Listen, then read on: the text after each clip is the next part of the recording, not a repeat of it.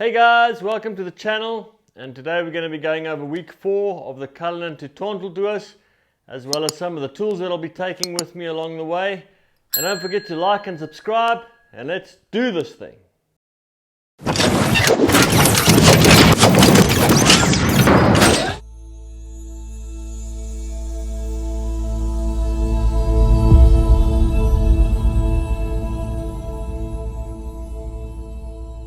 So guys, if you haven't watched the other videos, Tuesday, Wednesday, Thursday are indoor rides, and Saturday and Sunday are outdoor rides.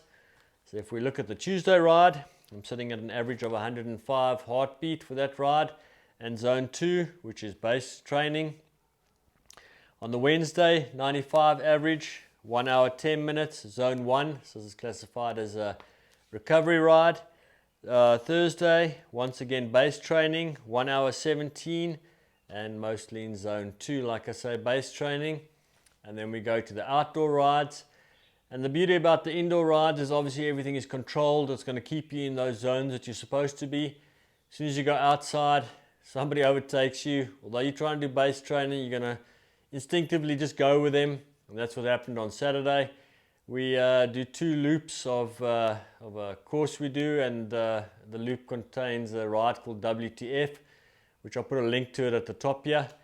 And yeah, going up that ride, obviously pushed far too hard, because on Saturday we did 4 hours 14, average heart rate of 112, which actually doesn't tell you the full story. So if you go look at the actual heart rate zones, you'll see that some work was done in zone 3 and 2, and then as well as 4 and 5. And the problem with this is that as you push yourself harder, you've been training those aerobic systems, you've gone anaerobic now. You're obviously, using different energy sources, which you haven't really been training as hard.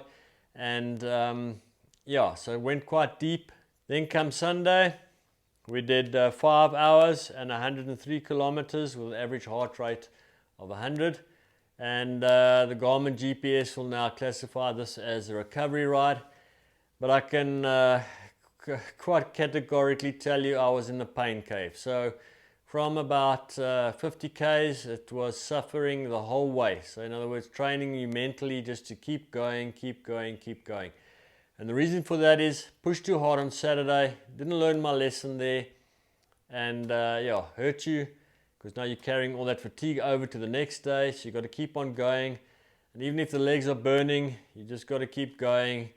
So moving forward, next week I'm going to introduce on the Monday a little bit more of a stressful workout on the Monday, to try go into a little bit more of a anaerobic state for a little bit, to try work those energy systems. So obviously in the race you are going to go anaerobic. You're not always going to stay in an aerobic state the whole race.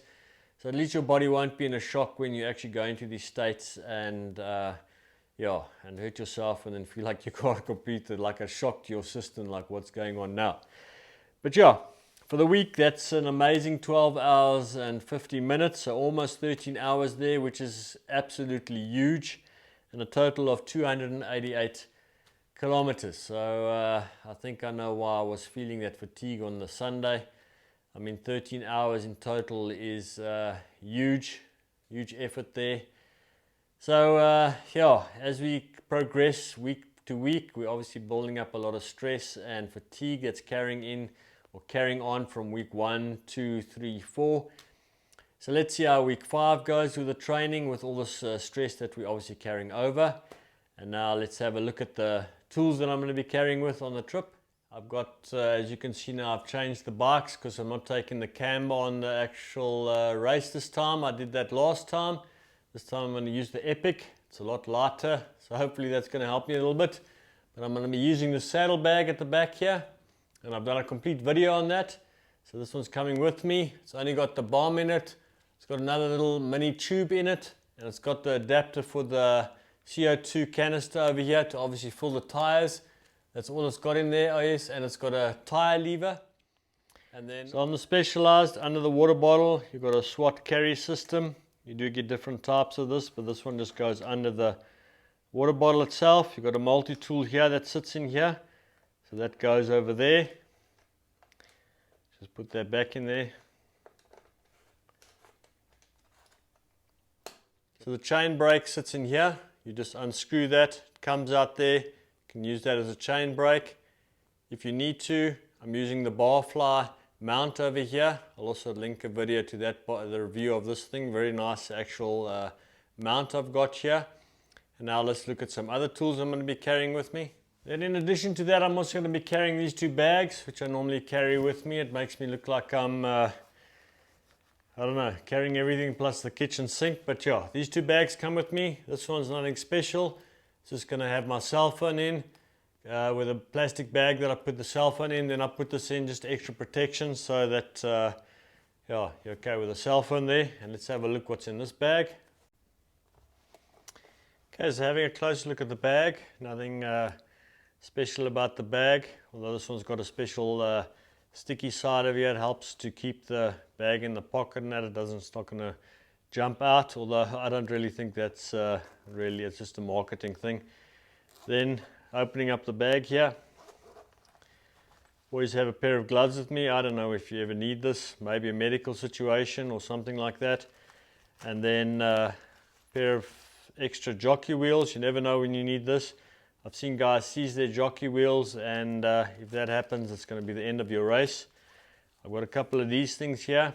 These are used for if you slash your tire. You put these on the inside of your tire, then you put a tube in so that the tire doesn't bulge through the slash in your tire. On the other side, I've got a derailer hanger.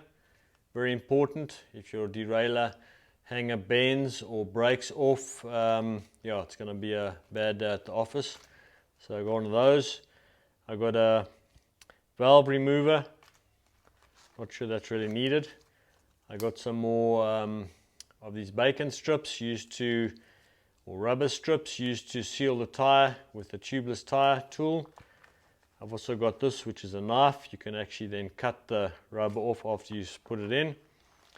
I've got a few old Master Link in here. This comes from old chains that I've taken off, and nothing wrong with them. You're not going to use them forever. It's just to get you to the end of the race, if that should happen.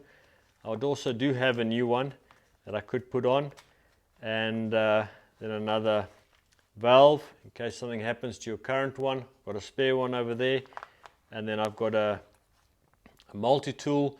It's got a pair of pliers on it, which is pretty handy, as well as one or two other little items in the side here. But the main little knife and that, but I mean, I've got that other knife. The main thing here is the pair of pliers that you can use. So that's what I carry in here. So perhaps some of the unusual items that I carry is the jockey wheels. Like I say, I've seen guys seize those things, and that's the end of your race. And the tricky thing about a jockey wheel is you actually don't know when it's going to go. Although today it may be fine, you may get some dirt or something in there, destroy the bearings, and then you've got a problem. So I've got a spare pair of those. So that's all I carry with me, and yeah, let's hope that's enough to get me to the end of the race. So guys, I hope you found this video interesting, and next week we're going to be going over the training I did for week number 5, as well as the light I'm going to be using. And if you have any suggestions, please leave them in the comments below, and don't forget to like and subscribe, and I'll see you next time.